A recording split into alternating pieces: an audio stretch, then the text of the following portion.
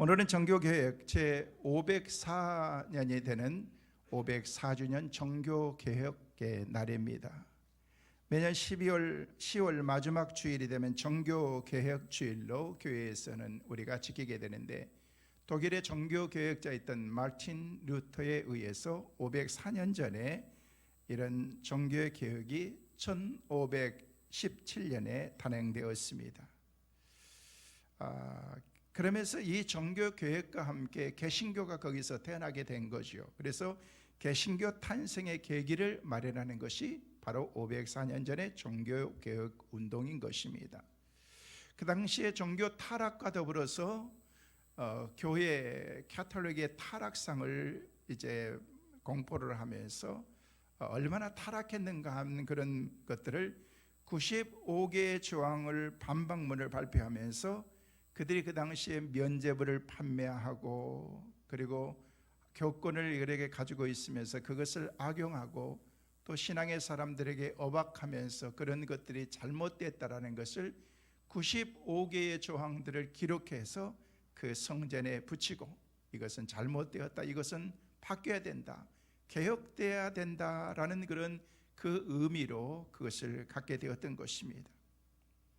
이런 의미에서 마르틴 루터는 교회로부터 파면을 당했지만 성경을 독일어로 번역해서 계속해서 집필과 설교 활동을 통해서 교회 개혁을 위해서 누구보다도 앞장섰던 사람이 바로 마르틴 루터였던 것입니다. 그 당시에 전주교회에서는, 구교에서는 사제들만, 특정한 그런 계층의 사람들만 말씀을 접하면서 그 말씀을 일반 사람들에게 읽어주고 가르쳐주는 것으로 그냥 끝났었는데, 이제는 그때부터 성경을 집필하고 모든 사람들이 성경을 가까이서 손에 집어서 이렇게 손에 가지고서 그것을 말씀을 직접 이제 말씀을 보고, 그리고 주님께 직접 나가고, 어떤 고해 성사의 문제가 아니라 누구든지 예수 그리스도의 이름으로 주님께 나가면은 구원받은 하나님의 사람들을 통해서 하나님께 직접 구할 수 있는, 기도할 수 있는 그런 은혜들이 그 가운데 열리게 된 것입니다. 그런 인간 중심적인 영광의 신학을 비판하고 예수님처럼 희생과 봉사를 강조하는 십자가 신앙을 강조했던 것입니다. 그래서 개혁해야 된다. 여러분, 개혁이라는 그런 말은 말 그대로 바꾸는 것입니다. 예를 들어서 오래 쓰던 그런 땅을 깊이 파서 그것을 개간해서 막 뒤집어 엎는 것을 가리켜서 우리는 개간이라고 그렇게 말하는 것입니다. 다시 말해서 개혁이라는 것은 본래로 돌아가는 것을 의미하는 것입니다. 새롭게 되는 그런 차원의 의미도 있지만 본래의 의미로 돌아가는 것입니다. 성경으로 돌아가고 본질로 돌아가는 것입니다. 그러면서 마르틴 루터는요, 외치기를, 교회를 교회답게 하기 위해서 오직 은혜로 돌아가야 된다. 예배를 회복하기 위해서, 말씀 회복을 위해서 오직 믿음으로 돌아가야 된다. 성경으로 돌아가자고 해서 오직 하나님의 말씀으로 돌아가야 된다. 구원의 길은 오직 예수 그리스도에게만 있다라는 것을 그는 강조하면서 우리의 신앙은 이것을 바탕으로, 배경으로 우리가 다시 돌아가지 않으면 안 된다라고 그렇게 외쳤던 것입니다. 그러면서 마르틴 루터가 종교교회에게 5가지 중요한 그런 핵심을 외쳤던 것입니다. 그 핵심 가운데 하나가 바로 뭐냐면요, 그것은 오직 예수라는 것입니다. 두 번째는 오직 믿음, 세 번째는 오직 성경, 네 번째는 오직 은혜, 그리고 다섯 번째는 오직 하나님의 영광이다라고 얘기를 하면서 우리가 하나님 앞에서 돌아가야 될 것은 오직 예수, 바로 솔라 크리스투스라고 이렇게 얘기했습니다. 오직 믿음, 솔라 피데, 그리고 오직 성경, 솔라 스크립투라, 그리고 오직 은혜, 솔라 그라티아, 그리고 다섯 번째 오직 하나님의 영광, 솔라 데오 글로리아라고 그렇게 외쳤던 것입니다. 그래서 루터는요, 오직 믿음으로, 오직 성경으로 우리가 돌아가야 된다라고 그렇게 강하게 외친 것입니다.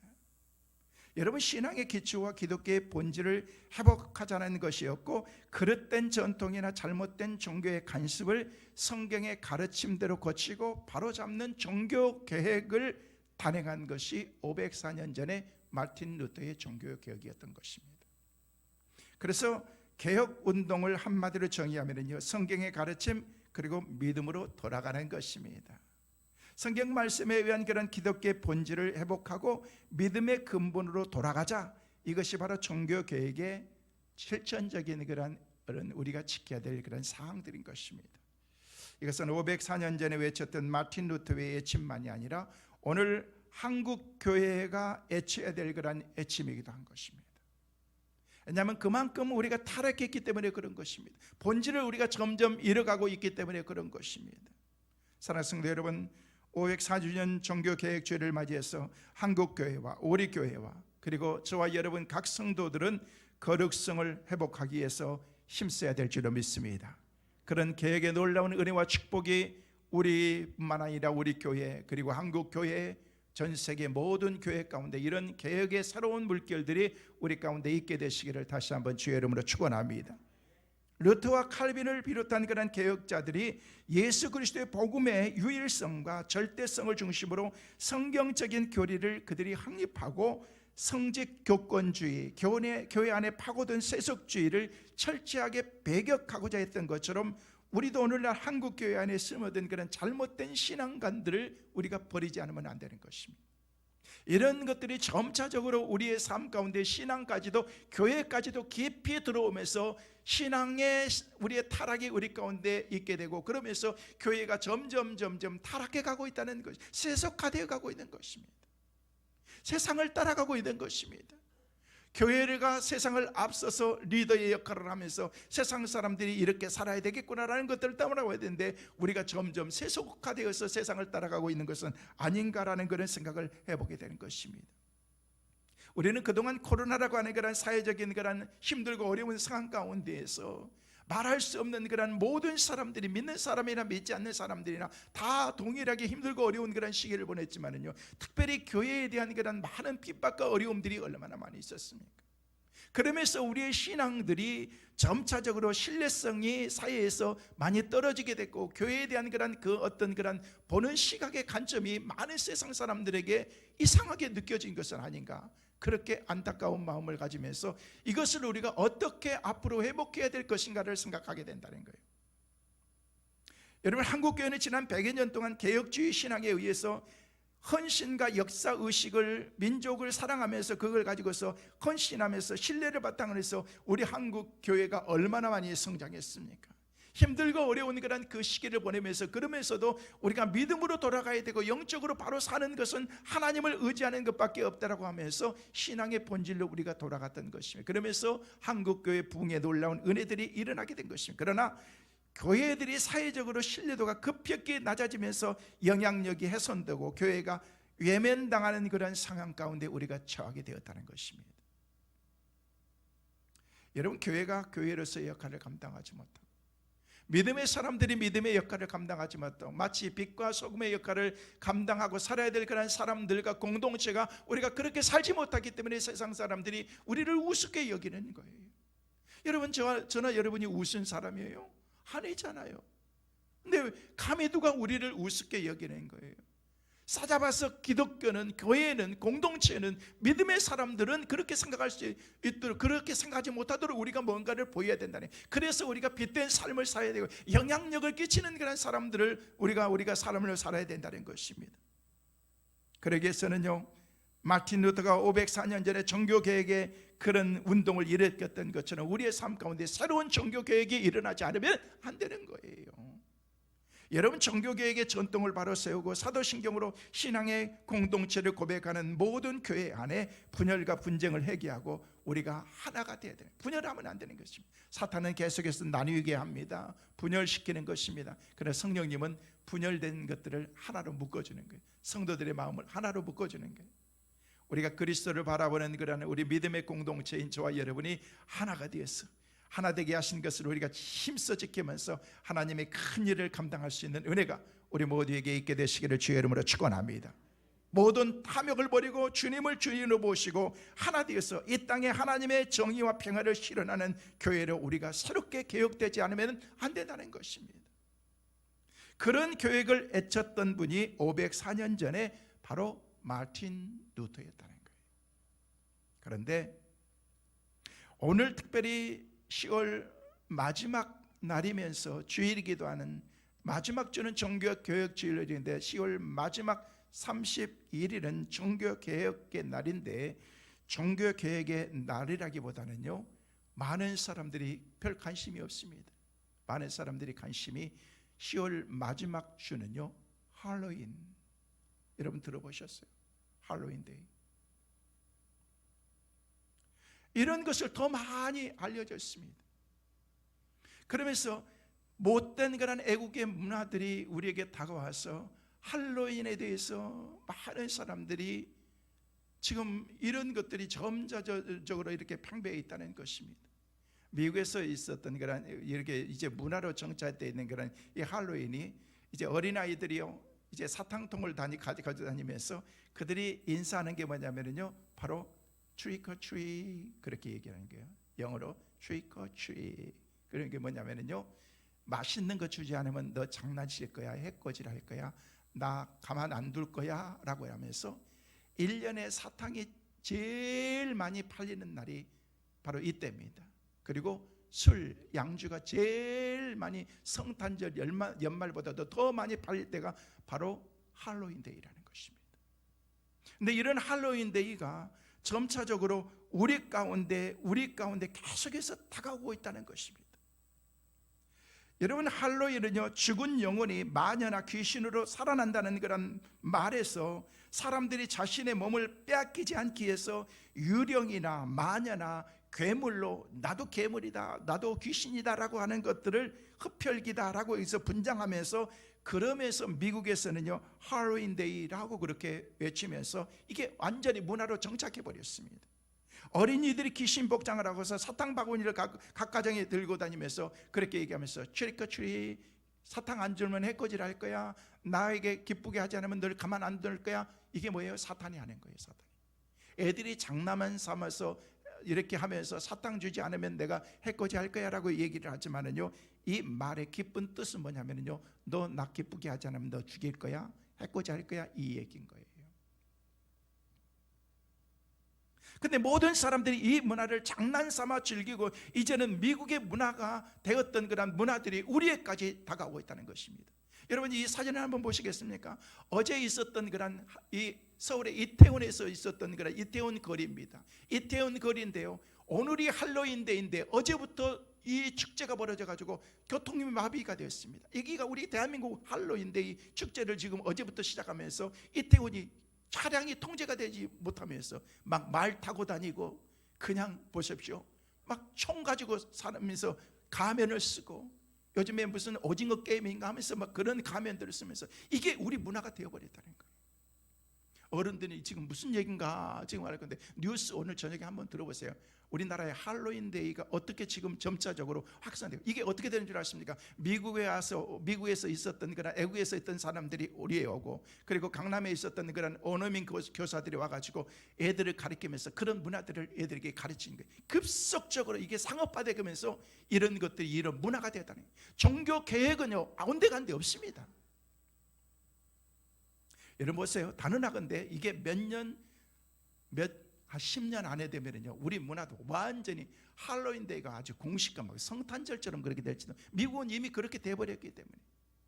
그래서 미국에서는 영, 유아, 유치부, 초, 중, 고등학생들까지요, 할로윈데이가 있습니다. 그날은요, 모든 어린아이부터 시작해서 할로윈 복장을 하고 귀신 복장, 가면 쓰고 그렇게 가야 됩니다. 안 그러면요, 복장 위반으로 걸리게 되어 있습니다. 그래서 저는요, 그때만 되면은요, 애들하고 싸우는 거예요. 너는 안 돼. 그래서 우리 딸은요, 할로윈데이마다 입고 갔던 옷이 천사복이었습니다. 아니 아빠, 마귀복을 가야 되는데 왜 천사복? 너는 천사야. 다른 애들은 다 마귀하고 그냥 막 피 막 이렇게 하면서 막 가면 쓰고 그 전날 막 페인트하고 막 난리를 하고 가는데, 우리 아들은요, 무슨 모세 복장을 하고 가고 아빠 나 쪽팔려서 학교 못 가게 되겠어요. 그래도 그렇게 가야 되는 거지. 세상 사람들이 그런다고 너도 복장을 그렇게 해서 가서 되겠냐고 하면서. 그날은요, 고등학교 선생들도 그냥 완전히 그랬어요. 가면들이 막 희한한 가면들이 다 있잖아요. 누가 누군지 모릅니다, 그날은. 그리고 총기 사고가, 엄청난 총기 사고가 그날 리코스타 술집 같은 데서 막 누가 누군지도 모르니까 막 그냥 막 거리로 다니면서 애들은 막 캔디 얻으러 다니고 막 그러면서 그런 일들이 있게 된다는 것입니다. 여러분, 이 할로윈의 그 유래가 어떻게 됐냐면요, 본래는 멕시코에서 시작이 됐어요. 멕시코에서는요, 10월 31일 그리고 11월 1일, 12월 2일을 그날을요 죽은 망자의 날로 그렇게 생각하고 있었던 거예요. 그래서 11월 1일 첫날은요 어린 망자, 어린 아이들이 죽었던 그날을 그 영혼들을 달래는 그런 날로 지켜고, 그 다음 11월 2일은요 어른들이 죽은 그 망자를 위한 영혼을 달래는 날로, 이 시간에 그 나라의 모든 집안의 사람들은요 집안의 제단을 쌓고 죽은 자들을 위한 그 사람들이 좋아했던 선물을 놔두고서 사탕도 놔두고 먹을 것도 놔두고 빵도 놔두면서, 그러면서 그때 그들이 와가지고 집에 들렸다가 그 사람들과 함께 만나고 선물을 가지고 있었던, 그리고 보여줬던 그런 것들을 자기들이 갖고, 쉽게 얘기해서 가져가지 못하면 자기들이 다 그것을 선물을 받고, 그러고 난 다음에 그 가정을 해코지를 안 하고 그냥 떠난다라는 그런 의미였던 것입니다. 그래서 그 죽은 날을 준비하는 그런 11월 1일, 11월 2일을 준비하기 위해서는요 미리 준비해야 되는데, 그게 전야제가 뭐냐면은 10월 31일이었던 거예요. 이게 바로 할로윈인 거예요. 그래서 여기서 썼던 그런 할로윈이라는 그런 그 단어는요, 쉽게 얘기해서 이 말은요 할로라는 그런 앵글로색슨족의 언어로서 성인이다라는 그런 뜻인 거예요. 성인. 그래서 그 전야를 가리켜서 이분이라는 그런 그 말을 쓰는데, 이분은 전날인 것입니다. 그래서 할로스 이분, 이거를 가리켜서 나중에는 할로스 이브닝, 그래서 그 어떤 그런 축제를 하기 전날 밤이라고 해서 할로스 이브닝. 본래 이 의미는요 All Hallows Day Evening이라는 그런 뜻인 거예요. 그런데 이걸 추려가지고 할로윈 데이, 할로스 데이 라고 그렇게 얘기를 하는 것입니다. 본래는요 이 말의 의미는요 아주 그 안에는요 사실 할로윈 데이는요 이 문화가 무엇을 우리에게 얘기해, 본래 할로윈 데이는요 인신을, 사람을 죽여서 제단을 바쳤던 그런 그 의미가 할로윈 데이였던 거예요. 산 사람을 잡아서 제물로 바치는 거예요. 그래서 할로윈이라는 그런 모든 성인 대축제인, 실상은 할로윈 데이는요 귀신에 대한 그런 두려움에서 시작이 되었던 것입니다. 기원전 500년경에 영국, 아일랜드, 프랑스 서북부 지방에 살던 켈트족이 죽은 영혼이 자신의 몸속에 들어오는 것을 막기 위해서 귀신 복장을 하면서 집안을 차갑게 만든 거예요. 무섭게 만드는 거예요. 그래서 귀신들이 우리 집에 못 오게 만들었다는 것입니다. 이들은 10달을 10개월을 1년으로 모아서 10개월이 지난 11월 1일을 새해로 맞이했던 거예요. 그러면서 11월 1일은 한 해의 시작이자 겨울의 차가운 시작을 알리는 것이 바로 할로윈 데이 시작하는 그런 그 다음 날 11월 1일이었다는 것입니다. 당시 한 해의 마지막 날이었던 10월 31일은 저승의 문이 열려서 죽은 자들의 막 영혼들이, 악마들이 이승에 올라와 가지고 자기가 머무를 곳을 찾아다니는 그런 날이었다는 것이죠. 그 영혼들을 달래기 위해서 할로윈이 생기게 된 것입니다. 그리고 로마 가톨릭 교회가 아일랜드에 전파된 후에 6세기 무렵에 로마 가톨릭 교회에서 이것을 그대로 교회에서 흡수해 버린 거예요. 그래서 그레고리 835년 교황 왕이었던 그런 그레고리 4세가 바로 모든 성인 축제일을 11월 1일로 그들이 정하게 된 것입니다. 할로윈들을 그대로 받아들였다는 거예요. 이후 할로윈은요 모든 성인 대축제일에 치르는 축제일로 굳어져 버린 것입니다. 이렇게 로마 가톨릭 교회에서는요 11월은 세상을 떠난 이들의 영혼을 기억하면서 기도하는 위령성월이라고 그렇게 명칭을 정하고서 사마인 축제와도 연결하면서 그들이 그런 축제를 벌이면서 쉽게 얘기해서 11월 1일, 11월 2일은 위령의 날로 죽은 이들을 기리하면서 연옥에서 고통받는 이들을 위해서, 그들을 위해서 우리가 기도해야 된다. 여러분, 우리는 그런 신앙이 아니잖아요. 그런데 로마 가톨릭에서는요 이것을 그대로 받아들였다는 것입니다. 귀신을 받아들이고 할로윈 그 문화를 그대로 받아들인 것입니다. 그래서 어쩔 수 없이 마틴 루터가 이 종교 개혁을 단행하면서 이것은 아니다 라고 얘기를 하면서 외쳤던 것입니다. 그래서 그는 교회에서, 가톨릭에서 파면당했지만은요 그러면서 신교, 오늘 개신교가 우리 가운데 이렇게 점차적으로 정교회가 생기게 되고, 이러면서 우리 교회가 오늘날 이렇게 생기게 된 것입니다.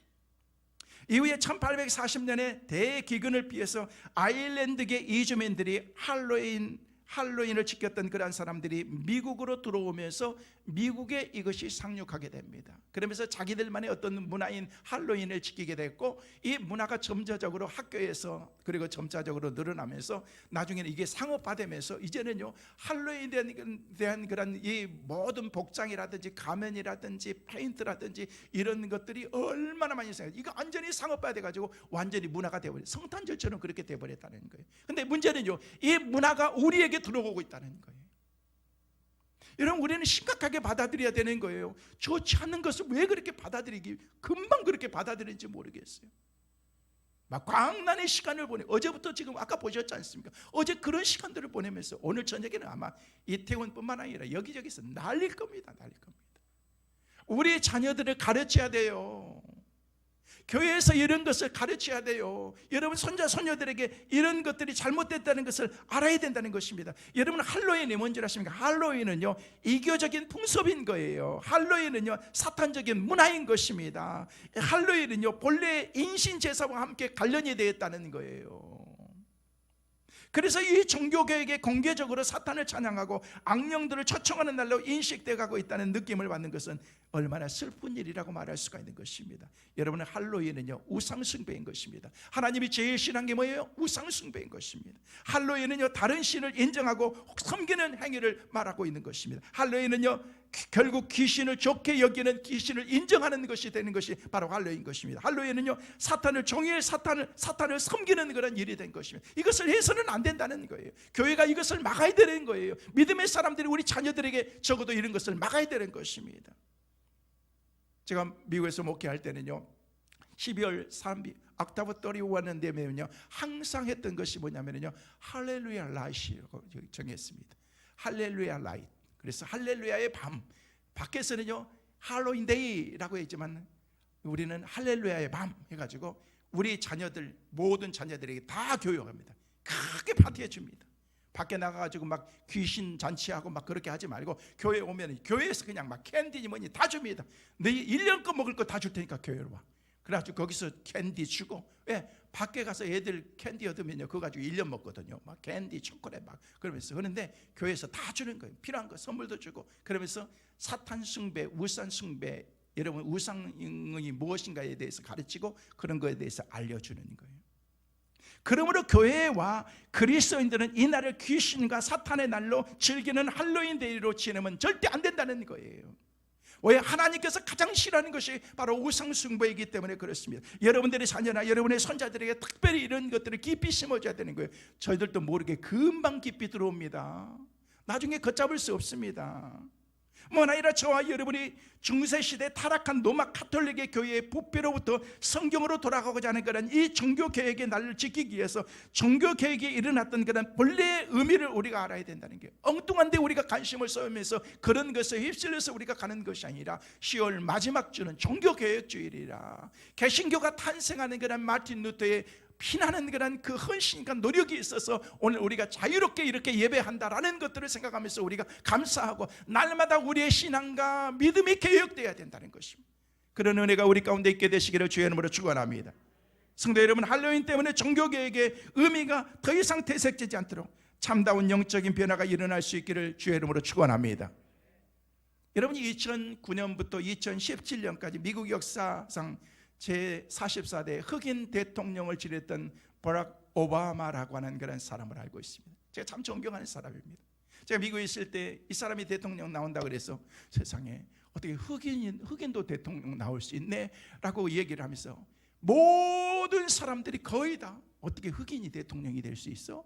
그럴 수도 있겠지, 출마해 볼 수 있겠지라고 그렇게 얘기했지만요, 이 사람이 나와서 선거 캠페인을 벌이면서 그 계속해서 일관성 있게 하도가 되었던 그런 사람들의 마음속에 깊이 들어왔던 그런 메시지가 뭔지 아십니까? Change and hope, change and hope. 우리는 바뀌어져야 됩니다. 우리는 소망을 가져야 됩니다. 얼마든지 바뀔 수 있습니다 라고 얘기를 하면서 계속해서 외쳤던 것입니다. 사람들은 처음에 콧방귀도 안 꼈습니다. 흑인이 무슨 죄를, 무슨 뭘 바꿔, 뭘 지가 뭘 하겠다라고 얘기하면서 저도 처음에는 인정하지 않았습니다. 그런데 그의 메시지를 듣고 그리고 요새 하는 그런 그 캠페인을 보면서 점차적으로 마음이 열리면서 저 사람 보통 사람이 아닌데? 다른데? 라고 얘기하면서 마음이 가기 시작했습니다. 전 나중에는요 오바마를 찍었습니다. 제가 찍었기 때문에 대통령이 된 것 같아요. 그런데 그가 대통령으로 확정되는 그 순간 그의 당선 스피치는 이렇게 시작이 되었습니다. 친애하는 국민 여러분, 오늘의 승리 그 자체가 우리가 추구하는 변화는 아닙니다. 우리의 승리는 우리에게 변화의 기회를 제공한 것입니다. 그러나 우리가 과거로 다시 돌아간다면 우리는 절대 변화를 가져올 수 없을 것입니다. 그리고 이 변화는 여러분 없이는 가능하지 않습니다. 그러나 우리가 함께 변화를 가져올 수 있다고 저는 확신합니다. 그렇습니다. 우리는 할 수 있습니다. 우리는 변화될 수 있습니다. 그러면서 change and hope, 바꾼다는 거예요. 그리고 우리는 소망을 가져야 된다는 것입니다. 여러분, 변화라는 것은 쉽지 않습니다.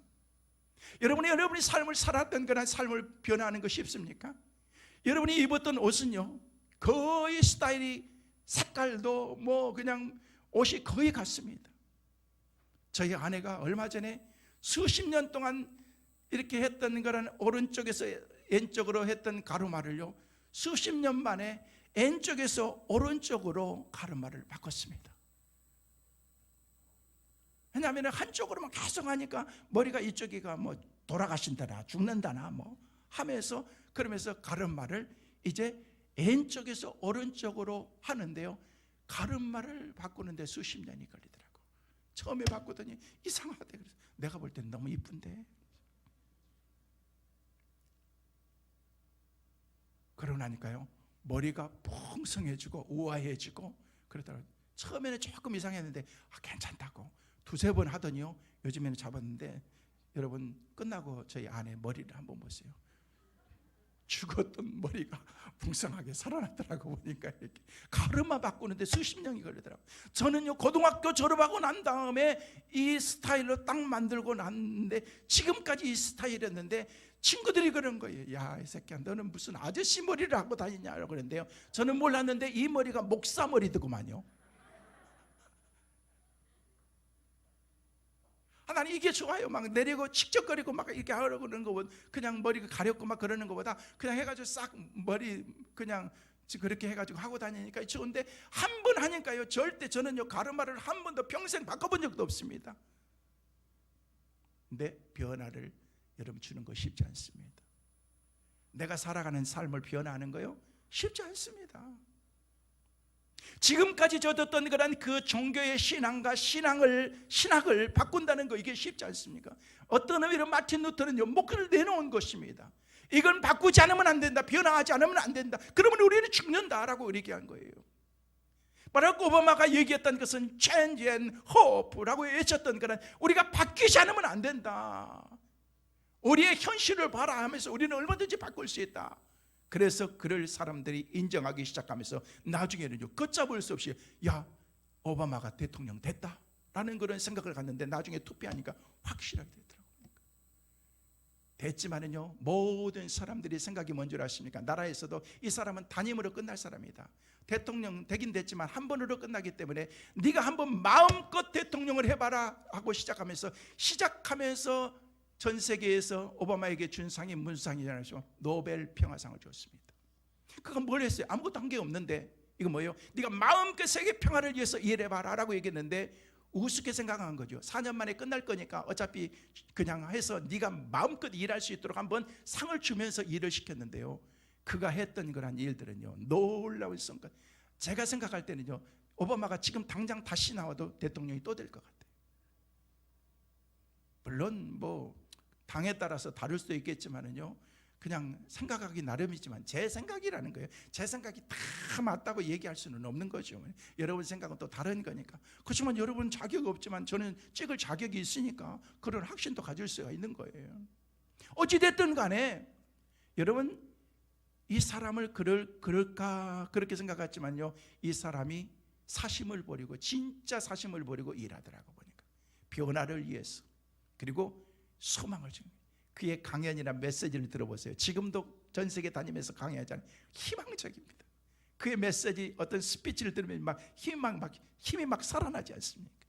이게 변화인 거예요. 변화인 거예요. 여러분, 변화, 이것은요 우리 믿는 사람들에게 얼마나 갈망하는 그런 모습입니까? 우리 모두는요 예수 그리스도를 통해서 새 사람이 되었습니다. 영적으로 죽은 상태에서 우리를 하나님의 은혜로, 저와 여러분을 하나님께서 우리를 살려주신 거예요. 그래서 과거에 나는 예수 그리스도와 함께 십자가에 못 박혀 죽고, 이제는 나는 하나님 안에서 새 사람이 되었을 뿐만 아니라 죄의 노예에서 하나님의 아들의 신분으로 우리의 삶이 바뀌어졌다는 거예요. 믿으시길 바랍니다. 그래서 하나님께서 저와 여러분을 하나님의 자녀로, 아들로, 딸로 삼아주신 것입니다. 그렇다면 이렇게 신분이 바뀌었으면 우리는 어떻게 살아야 되느냐는 거예요. 이것을 지금 바울이 지금 얘기하고 있는 것입니다. 어떻게 살아야 될 것인가를 이미 에베소서 말씀을 통해서 새 사람이 되었다, 우리는 예수 그리스도 in Christ 라는 그런 그 주제를 가지고서 그가 얘기를 하면서 우리가 주님 안에 있기 때문에 새 사람이 되었다, 새로운 삶을 살아야 된다, 새 생활을 해야 된다라고 얘기하면서 제가 지난주에 여러분에게 숙제를 드렸습니다. 무슨 숙제를 드렸어요? 분노하지 마십시오, 화내지 마십시오라고 그렇게 숙제를 드렸습니다. 네, 숙제 여러분 잘하셨나요? 저는요 잘했습니다. 제가 스스로도 잘했다고 생각해요. 왜냐하면요 제가 여러분들에게 숙제를 드리면서 한번 적용하면서 이번 한 주간 살아보십시오. 열받지 말고 화내지 말고 분노하지 말고 살아보십시오라고 얘기했는데, 한 주간 동안 또 그렇게 지냈는데 의식하니까 분노할 일이 더 많은 거예요. 화낼 일이 더 너무 많은 거예요. 어떤 분이 전화 왔는데 세상 말로 싸가지 없이 전화하더라고. 보니까 한마디 하고 싶었어요 제가. 근데요 제가 참아야지 그러면서 그렇게 하는데, 이런 나중에요 참고 나니까 제가 그랬어요. 야 우건이 너 잘했어, 잘 참고. 속에서는 부글부글 막 하는데, 그런데도 참고 나니까 나중에 컴다운 딱 되고 나니까 그때 마음에 평안이 찾아오더라고요. 이번 주마다, 이번 주에다 또 차는 왜 그렇게 인간들이 잘 팍팍 끼어들어 그냥. 그런데 그랬어요. 얼마나 바쁘면 이렇게 오겠나. 그랬더니 우리 집사람 옆에서 달려보면 씩 웃더라고요. 그러면서 아니 한번 그렇게 살아보니까 마음이 괜찮더구만요. 여러분 이게 뭐예요? 이게 변한 거예요. 변한. 이렇게 한 번, 두 번, 한 주, 두 주, 한 달, 두 달, 1년, 2년 그렇게 살다 보면 내 삶이 스타일이 바뀌거든요. 변화를 위해서는 한 번도 노력하지 않고 계속 변화가 아니라 변질돼 가는 사람들이 있잖아요. 여러분 이게 우리의 문제라는 것입니다. 너희의 신분이 바뀌었으니까 당연히 그 신분에 맞게끔 변화된 삶, 좀 달라지는 삶을 네가 살아야 된다라고 그렇게 외친 것이 바로 사도 바울의 외침이라는 것입니다. 이 간단한 말씀을 사도 바울은 오늘 본문 22절에서 24절 말씀에 이렇게 우리에게 말하고 있습니다. 같이 보십니다. 시작. 너희는 유혹의 욕심을 따라 썩어져가는 구습을 쫓는 옛사람을 벗어버리고 오직 심령으로 새롭게 되어 하나님을 따라 의와 진리와 거룩함으로 지으심을 받은 새 사람을 입으라. 여기서 무엇을 입으라고요? 새 사람. 새 사람. 우리의 신분이 바뀌었기 때문에 우리의 달라진 삶을 우리가 살아야 된다. 그러면서 25절 오늘 말씀에서부터 32절까지는 구체적으로 새로운 사람이 되기 위해서 어떻게 우리가 개혁되어야 될 것인가, 어떻게 우리의 삶이 바뀌어져야 될 것인가에 대해서 얘기하고 있는 것입니다. 어떤 분이 그러시더라고요. 자기는 교회를 다니는데 수십 년을 다니는데 자기 삶에 변화가 없대. 자기는 평생 교회 다니는데 아직도 이렇대. 여러분 오늘 해답을 분명하게 드릴 테니까 잘 들어보십시오. 오늘 말씀을 잘 들으면 여러분이 새롭게 변화된 삶을 살게 될 거예요. 새 사람이 될 것입니다. 변화가 있을 것입니다. 예수 믿는 순간 우리는 세상 사람이 아니라 하늘나라의 백성으로 우리의 신분이 완전히 바뀌게 된 것입니다. 예수 믿는 순간 우리는 천국의 시민권을 가진 천국 백성인데, 세상에 살다 보니까 마귀가 혼미하도록 우리를 만들어서 모든 권세와 신분을 다 포기하도록 우리를 유혹하고 유혹에 빠져서 세상 가운데서 살아가게 되면서 이게 복인 것처럼 그렇게 우리를 여기게 만든다는 게, 이게 사탄의 전략, 속이는 거죠. 속이는 거죠. 마틴 루터에 의해서 종교가 일어났다고 한다면요, 오늘 하나님의 말씀을 통해서 우리의 삶 가운데 신앙의 개혁이 일어나지 않으면 죄송하지만 안 되는 거예요. 내 삶 가운데서 나는 이 정도면 되겠다라고 생각되면 괜찮아요. 그러나 나는 내 삶 가운데서 이건 조금 부족한 것 같다, 이렇게 살아서는 안 되겠다, 믿음 생활 이렇게 해서는 안 되겠다, 그러면 안 되는 거예요. 누군가가 여러분에게 그렇게 살아서는 안 됩니다. 여러분의 남편이, 여러분의 아내가 당신 그러면 안 된다라고 얘기하면 안 되는 거예요. 여러분 물론 다른 사람이 보지 못하는 것을 내가 볼 수도 있지만은요, 거의 객관적으로 다 제3자는 보면은요, 그것을 주관적으로 보기 시작하는 거예요. 객관화가 된 것이 아니라 주관적으로. 여러분, 장기나 바둑을 둔다든지 오목을 둔다든지 보면은요, 자기들은요, 내가 어떻게 돼야 되겠다, 여기서 이렇게 되면은요, 다음 수를 통해서 이것을 이 집은 내가 다 잡겠다라고 생각하는데, 상대방은 뭘 준비하고 있는지를 내 것만 보다가 못 보는 거예요. 그러나 위에서 딱 보면은요, 수가 다 보이는 거예요. 아하, 이게 백이 이렇게 지금 준비하고 있는데, 그러면 흙은 이렇게 이렇게 막아야 되는데라고 생각하는데, 자기 길만 가려고 지금 자기가 상대편만 죽이려고 하다 보니까 나중에 자기가 죽는 거예요. 근데 위에서 보면은요, 다 보입니다. 그렇게 그래가지고 이거 흙이 이렇게 딱 둘라고 그래. 거기 아니지라고 해서 운수 두면요, 기싸대기 맞습니다. 거기서 지금 한마디가 얼마나 중요한 건데, 한마디. 여러분, 위에서 보면 다 보입니다. 그런데 하나님께서 저 위에서 보면은요, 우리가 수를 쓰는 게 다 보이는 거예요. 다 보이는 거예요. 잔머리 굴리는 거 다 보이는 거예요. 제발 부탁한데 하나님 앞에서 잔머리 굴리면서 살지 마세요. 믿음으로 살아가고, 있는 그대로 살아가고, 정직하고 하나님 앞에서 바르게 우리가 살아야 될 것을 하나님이 우리에게 다. 여러분 그런 데가 있잖아요. 놀이동산 같은 데 가면은요, 들어가가지고 입구가 있는데 어디로 빠져나가려고 여러 군데가 있는데, 그것을 잘못 들어가면 한참 가다가 막히면 또 나와야 됩니다. 갔던 길 또 갑니다. 그런데 위에서 보면은요, 길이 다 보입니다. 아, 저기서 우회전해서 쭉 가다가 몇 번째에서 좌회전해서 마지막에 직선으로 쫙 나가면 여기가 출구구나, 이걸 나오는데 우리는 못 보는 거예요. 눈앞에만 보이기 때문에 이쪽으로 가면 나올 것 같아 하면서 갔는데 나중에 길이 막혀서 다시 돌아야 됩니다. 이런 헛수고하지 말고, 여러분 보이지도 않잖아요. 볼 수도 없잖아요. 그래서 하나님께 기도하는 거예요. 하나님 보여주세요. 어디로 갈까요? Left on, right on. 어디로 갈까요? 하나님 좌회전할까요? 우회전할까요? 야야, 거기서는 멈춰 있어라. 그럼 멈춰 있어야 되는 거예요. 하나님이 가라고 말씀하실 때까지 우리가 가지 말고 기다려야 하는데, 우리는 그것을 하지 못하고 있다는 것입니다. 사랑하는 성도 여러분, 오늘 말씀을 드리고 여러분의 삶 가운데서 개혁과 변화의 삶이 분명하게 일어나는 축복의 은혜가 있게 되시기를 주의 이름으로 축원합니다. 주님이 승리하도록 도와주신다고 여러분 말씀하셨기 때문에 하나님께 기도하는 거예요. 그렇다면 저와 여러분이 개혁과 변화를 위해서는 어떻게 될 것인가? 간단하게 세 가지 말씀을 드립니다. 첫째로, 개혁과 변화를 위해서는 거짓을 버리시고 참된 것을 말해야 됩니다. 여러분 25절 말씀 한번 읽어보실까요? 25절 말씀 시작. 그런즉 거짓을 버리고 각각 그 이웃과 더불어 참된 것을 말하라. 이는 우리가 서로 지체가 됩니다. 우리는 이미 지체이기 때문에 우리가 거짓을 버려야 된다는 거예요. 그리고 뭘 하는 거예요? 진실을 말하는 거예요. 참된 것을 말하는 것입니다. 죄송한 얘기인데요, 하얀 거짓말도 하지 마세요. 여러분, 어쩔 수 없이 저도 그럴 때가 있긴 한데요, 우리가 그렇게 의식적으로 살아보는 거예요. 거짓을 버리고 진실하게 하나님 앞에서 고람되어, 이런 신앙이 우리 가운데 있어야 되는. 여러분, 타락한 이후에 거짓말을 참말보다 우리가 더 많이 하고 있습니다. 마귀가 우리를 그렇게 속인 거예요. 서로 이웃을 속이고 다른 사람들을 그렇게 섬기는 것 같지만 나중에 보면 사기치고, 이런 것들이 사탄의 전략이라는 것입니다. 사탄은요, 계속해서 우리를 속였지 않습니까? 우리가 애들이 막 열심히 얘기하다가 너무 깔깔거리고 좋았는데 나중에 애들이 뻥이야. 그러면 그게 뭐예요? 그게 아니지 않습니까? 여러분, 어른들이 되면서 우리는 거짓말을 배웁니다. 제가 신학교 갔는데, 신학교 가서 이렇게 나중에 의자에 딱 앉았는데, 의자에 보니까 뭐가 막 써 있는 거예요. 내가 가만히 봤더니 희미하게 써 있는데 다 보니까 커닝 페이퍼야, 커닝 페이퍼. 거기다 써가지고 이렇게, 아니 신학교 주의 종들이 될 사람들이 와가지고 신학교 와서 커닝을 하고 막 그러는 거들, 다 배우는 거예요, 배우는 거.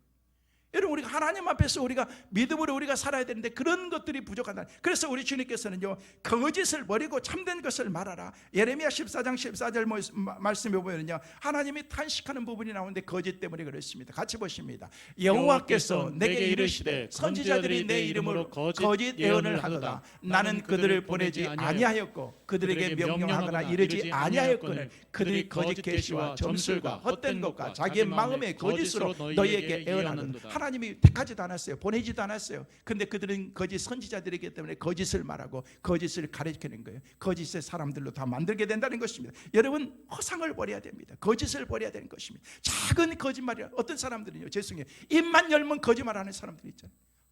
싫어요. 그러면 안 되는 거예요. 진실을 말하고 진실되게 삶을 살아가고, 좀 손해본다고 할지라도 좀 내게 불이익이 있다고 할지라도 하나님 앞에서 그렇게 살아야 되는데 우리가 그렇지 못하다는 것입니다. 거짓 위로 받으려고 하지도 마십시오. 정직한 생명을 마음속에 우리가 심어야 됩니다. 허상을 버리고 참말을 할 때 신바람 납니다. 용기가 납니다. 사임이 쏟아납니다. 참된 행복이 그 가운데 넘치게 되는 것입니다. 사랑하는 성도 여러분, 거짓은 모양이라도 성경에 버리라고 그렇게 말하고 있습니다. 참된 것을 말하며 진실되게 하나님 앞에 살아가는 우리 모두가 되시기를 주의 이름으로 축원합니다. 두 번째로, 개혁과 변화를 위해서는 선한 일과 선한 말을 하면서 은혜를 끼치면서 살아가십시오. 28절 29절 말씀 같이 읽겠습니다. 시작. 도둑질하는 자는 도둑질하지 말고 돌이켜 가난한 자에게 구제할 수 있도록 자기 손으로 수고하여 선한 일을 하라. 무릇 더러운 말은 너희 입 밖에도 내지 말고 오직 덕을 세우는 데 소용되는 대로 선한 말을 하여 듣는 자들에게 은혜를 끼치게 하라. 사람들은요, 자신이 쏟아내는 말들이 대부분 후회하고 쓸쓸해합니다. 여러분, 말을 통해서 얼마나 실수가 많습니까? 말을 통해서 우리가 망하고, 여러분, 말을 통해서 어려움을 당하고. 한 어머니가 자식을 이렇게 앞에 두고서 이 새끼는 맨날 하는 짓이 맨날 그 모양인 거예요. 아무짝에도 쓸모없다고 그렇게 얘기를 했대. 그랬더니 하나님께서 너무 선명하게, 그래, 네 새끼를, 네 아들을 내가 쓸모없게 만들어주랴? 내가 네 아들을 내가 쓸모없게 만들어줄게 라고 얘기. 너무 선명하게 들리더래요. 사시만 나무 떨듯이 떨면서 하나님 용서해 주세요. 제가 말을 잘못했습니다. 하나님 쓸모있는 아들로 만들어 주옵소서라고 그렇게 기도했대요. 보기에는요, 아무 쓸모도 없는 그런 자식 같아서 내뱉었던 그런 말인데 하나님께서는 들으시고 내 귀에 들린 대로 내가 시행하리라고 말씀하신 것처럼, 그래, 네 아들 내가 쓸모없이 만들어주랴? 라고 그러니까 막 사시나무 떨면서 안 됩니다, 안 됩니다 라고 얘기하면서 하나님, 그때부터 아들을 위해서 기도해요. 하나님, 이 쓸모있는 아들입니다. 쓸모있게 만들어 주옵소서 라고 기도했더니 서울 장안에 대형교회 큰 목사님이 지금 돼서 목회하고 있습니다. 그런 간증을 하시더라고요. 말이 그렇게 중요하다는 것입니다. 여러분, 우리는 쓸모없는 그런 말이 아니라 선한 말을 하고 더러운 말을 하지 말고, 너희 입 밖에도 그런 것을 내지 말고 덕을 세우는, 여러분, 내 입의 말로 네가 얽혔으면, 내가 얽혔으면 내 입의 말로 네가 잡히게 되느니라라고 성경을 우리에게 말하면서, 그래서 우리가 말을 잘해야 된다. 네 말하는 대로 내가 귀에 들린 대로 내가 행하겠다라고 그렇게 말씀하셨지 않습니까? 비판하는 건 특별히 조심해야 됩니다. 여러분, 비판이라는 그런 말이요, 영어에 보니까 비판은요, judge라고 나와 있습니다. judge는 판사잖아요. 판사라는 말은요, 판결한다는 얘기인데 우리는 판결할 만한 자격이 없는 사람이에요. 다른 사람을 판결하려고 하면요, 여러분, 그만한 자격을 갖춘 판사가 judge가 되어야 되지 않습니까? 우리는 비판하지 말아야 됩니다. 왜? 비판하면 우리도 비판받게 되어 있기 때문에 그렇습니다. 특별히 여러분, 말을 조심해. 29절에 보면요, 덕을 세우는데 소용 있는 그런 말을 해라. 쓸데있는 말을 해라. 쓸데없는, 어떤 사람들은 매일 얘기를 하는데 진짜 쓸데없는 얘기만 하는 사람들이 있잖아요. 그렇게 하면 안 된다는 것입니다. 무뚝뚝한 얼굴이 미소 짓게 하는 얼굴, 무덤덤한 얼굴이 행복에 머무는 그런 얼굴로, 표정으로 하는 모습으로 살아갈 수 있도록 말 한마디가 중요해요. 여러분, 오늘 예배 끝나면 목장 아우팅 가잖아요. 아우팅 가서 쓸데없는 얘기 하지 마세요. 오늘 주셨던 말씀이나 나누시고 은혜스러운 축복된 말을 하고, 집사님은 뭘 입어도 그렇게 예쁘냐, 이런 얘기는 하죠. 그러지. 그러면서 격려해주고 그렇게 해야 하라는 거예요. 축복의 말, 긍정의 말, 그런 얘기를 하면서. 어떤 사람들은 은혜 충만하게 받았는데 나가가지고 한 얘기, 이런저런 얘기를 하면서 은혜를 다 써. 그러려면 뭐하러 예배를 드려요? 그건 아니지. 은혜를 좀 못 받았다고 할지라도 나가면서 그냥 오늘 말씀을 통해서 그냥 이렇게 그렇지, 맞지, 축복된 말을 하지 하면서 그 사람을 칭찬하고 격려하고. 아멘도 안 해요. 할렐루야. 우리가 그렇게 할 때 우리의 삶이 회복의 은혜가 있는 것입니다. 그러면은 우리가 왜 분노하는가? 지난주 숙제도 드렸죠. 분노하지 말라고 그랬는데 31절 말씀에 보면 나와 있습니다. 같이 보십니다. 시작. 너희는 모든 악독과 노함과 분냄과 떠드는 것과 비방하는 것을 모든 악인과 함께 버리고. 여기 말씀 보니까 1부 예배도 제가 시간이 없어서 못했는데 2부 예배 한다 그랬는데 2부 예배도 시간이 너무 지나서 안 될 것 같아요. 보니까 모든 악독, 여러분 여기는요, 섭섭한 마음, 속 쓰리고 괴로운 그런 마음, 그러면요 속 썩습니다. 노함, 분내는 거죠. 속이 막 부글부글 끓는 거예요. 그러면요 속이 끓으면요 속병 생깁니다. 그래서 그런 것들을 여러분 하지 말라는 거예요. 세 번째, 분내는 거예요. 막 불쑥불쑥 막 화나는 것, 그리고 떠드는 거는요 그냥 좋게 떠들면 괜찮은데 이렇게 큰 소리로 하면서 불만을 토로하고 어떤 문제를 있고, 다섯 번째 비방하는 것, 여섯 번째 악의. 그러면서 32절 말씀에 보니까 우리에게 뭐라고 얘기하고 있습니까? 같이 보십니다. 시작. 서로 친절하게 하며 불쌍히 여기며 서로 용서하기를 하나님이 그리스도 안에서 너희를 용서하신 것 같이 하라. 여기 말씀 보니까 친절하게, 그리고 난 다음에 용서하라 라고 이렇게 얘기하고 있습니다. 여러분, 우리가 잘 아는 레오나르도 다빈치라는 그런 사람이 그렸던 유명한 성화가 있죠. 바로 최후의 만찬의 그림입니다. 레오나르도 다빈치가 그렸습니다.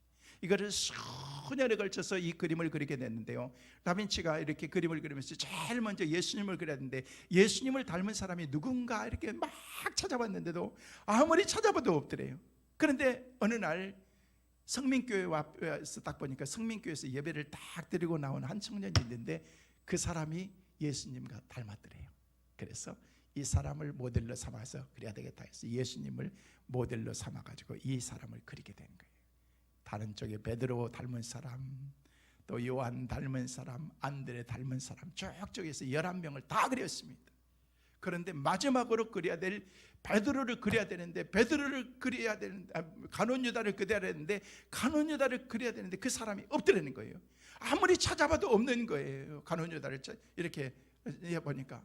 그런데 어느 날 수년이 지나고 난 다음에 딱 보니까 가룟 유다를 딱 적격인 사람이 있더라는 거예요. 그 사람은 감옥에서 막 나오는 사람인데 그 사람의 표정과 모습과 행세의 모습을 보니까 이 사람은 딱 가룟 유다. 그래서 당신이 가룟 유다의 모델로 되어 주십시오라고 얘기하면 기분 나쁘잖아요. 아무리 돈을 많이 줘도.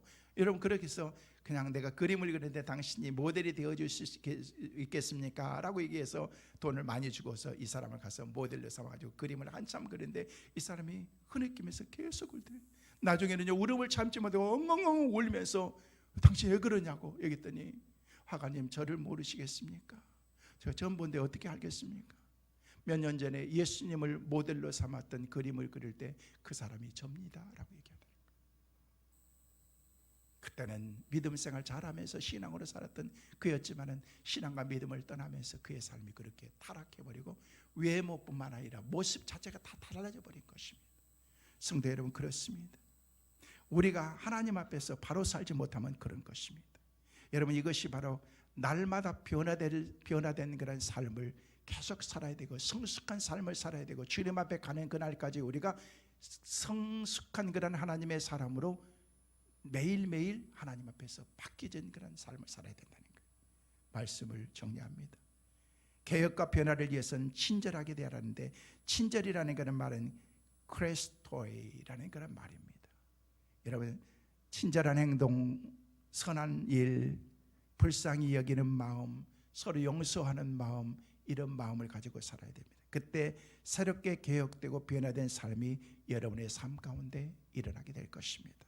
종교 개혁의 본질을 잃어갈 때 변화가 아닌 변질로 지금 오늘 세상은 할로윈 데이로 변질되어 가고 있습니다. 종교개혁 504년 전 종교개혁이 일어나는 그때로 우리는 돌아가야 됩니다. 본질로 돌아가야 됩니다. 한국교회와 개교회, 개인들, 우리나라와 정치 모든 분야의 경제의 변혁과 변화가 일어나야 됩니다. 그렇지 않으면 안 됩니다. 잃어버렸던 그런 우리의 신앙들, 코로나라고 하는 그런 핑계 때문에 멀리 주님을 떠났던 그런 한국교회의 성도들이 다시금 변화의 삶을 살고서 주님께 돌아오지 않으면 안 되는 것입니다. 교회를 교회답게 오직 예수, 예배를 회복하고 말씀을 회복하기 위해서 오직 믿음, 성경으로 돌아가자는 오직 말씀, 구원의 길은 오직 다른 길은 없다, 오직 예수. 그러기 위해서 사도 바울은 감옥에서 예배에서 교회 성도들, 그리고 오늘 현대를 살아가고 있는 점점 변질돼 가고 있는 그런 교회들을 향해서, 믿음의 성도들을 향해서 외치고 있습니다. 거짓을 버리고 참된 것을 말하라. 선한 일을 말하고 은혜를 끼치면서 살아라. 친절하게 대하며 서로 용서하며 계획과 변화의 삶으로 날마다 새로워지기를 원하고 있는 것입니다. 그런 삶의 놀라운 은혜와 축복이 날마다 우리 가운데 있게 되시기를 주의 이름으로 축원합니다.